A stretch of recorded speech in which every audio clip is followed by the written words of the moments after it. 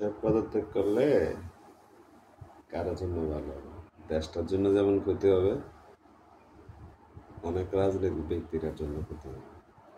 ক্ষতি না শুধু, অনেকের জীবনের সংখ্যাও আছে। অতএব দেশটারও গোল্লায় নিয়েন না, নিজেরাও বিপদে বেরেন না। ওনাকে একটু সহযোগিতা করেন, আমার আপনার সবার জন্য ভালো। খালেদা জিয়া বলছে, জামাতের আমিরও বলছে, তারেক রহমানও বলছে, কিন্তু এর পরবর্তী স্টেপের নেতৃবৃন্দরা ওনারা কোত্থেকে যে কি করতেছে, মানে সামনে কি জনতা দেখলে বা সাংবাদিকের মাইক্রোফোন দেখলেই মনে এইসব কথা মনে বের হয়ে যায় ওনাদের ভিতর থেকে, আবেগ ধরে রাখতে পারে না।